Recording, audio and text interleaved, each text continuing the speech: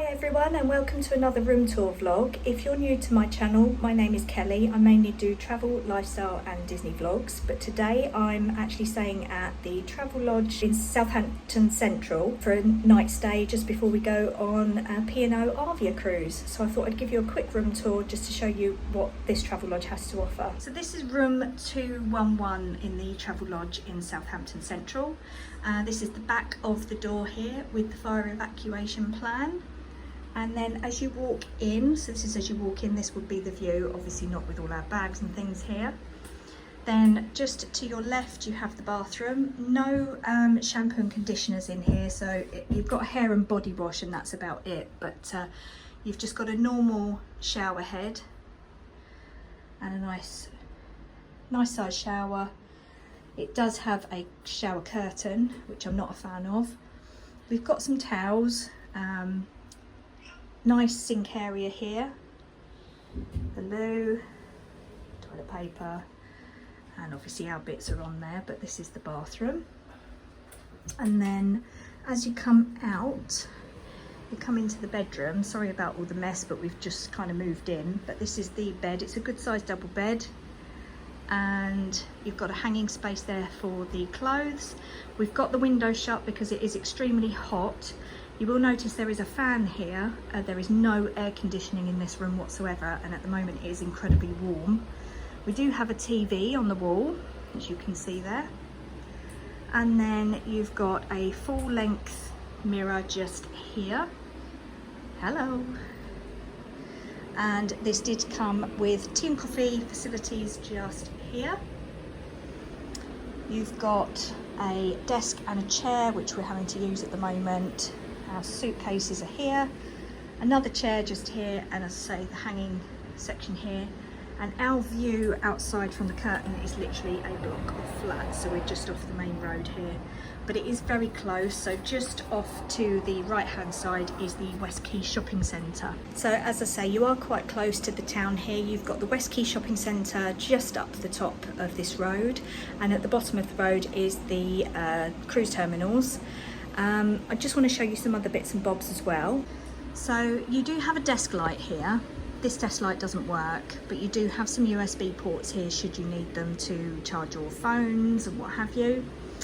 And you do have these little lights on the side here, and again you've got some USB ports just down here, and you've got this switch here that turns that one off, and this one turns the main light off. That one's still on, but the main light here is off, so I've just turned that back on again. So for what we wanted for this particular stay, we literally needed somewhere to stay for the evening, as we're going on the ship tomorrow. Our boarding time is 2 o'clock, so we have pre-ordered a taxi to come and collect us from the hotel to take us just down the road. We're only doing that, normally we would walk it, but we're doing that because we've got two extremely heavy suitcases plus the small suitcases, so it's just a little bit too much for us to handle. Excuse the noise, the window's open. But yeah, so that's all done. In the lobby they do have a restaurant for evening meal and for breakfast. You can pre-order that before you book, or you can do that while you're here. I believe the breakfast is $9.99 for like I think it's a buffet style breakfast, I'm not sure, but I will report on that afterwards. But all in all, it's clean, it's comfortable, it's just a bit too hot in here. So I would say, Travelodge, if you're listening, Southampton Central needs air conditioning. It is boiling in here. But apart from that, yeah, so far so good. This is the restaurant in the Travelodge. So you will order just over here, and that's the bar area. Then just where that lady with the stripy top is, that is the reception area. But this is the look of the bar restaurant. So this is what it looks like. So I'm presuming that the breakfast is going to be on this station here in the morning. And I'll just give you a quick overview of the menu. So if you're on the meal plan, this is a copy of the menu. Now some of the things on this menu you do have to pay a £1.50 service charge for extra, so just be aware of that. And then you can either have a side with it. I've just got a flat with the sides. The sides are on the top there. And then, or you can have a dessert, and that's all for £14.50. So, sorry about the lighting, but that's as good as it's going to get, I'm afraid. The breakfast in the morning is a choice of yogurts, cereals, milk, bakery, the grill, and some drinks, and that's £9.99 for breakfast in the mornings, and it's unlimited. So there, yeah, that's a quick overview of the Travelodge, but say it's very, very clean, very nice hotel. It does look like it has been redone, however there is no air conditioning in the rooms and it is very hot. That's why we've got a standalone fan and the window wide open at the moment up there. But yeah, other than that, it is a nice hotel. And as I was mentioning earlier, the West Quay Shopping Centre, and that is literally, that is just over here. Ooh, where my finger is. So yeah, not bad at all. And then just the other way, so behind me would be the ports, which we're going to take a look at when we finish that. And this is my dinner. This is the heart healthy Buddha bowl with chicken strips. So yeah, it looks quite nice. Comes with a pot of mayo as well. So we'll see how this goes. Just come down to breakfast, and it is a self-serve breakfast. It's £9.99, and I've gone for full English, as you can see there. So we woke up really early this morning, I'd say probably about 6, and yeah, it was a good night's sleep. As I say, the room didn't have aircon, so it was quite warm in there, so we left the window open all night. However, it's on a fairly busy road, there's buses going past, so we did hear quite a bit of noise. It didn't really worry us, the bed was comfortable, it was just really nice.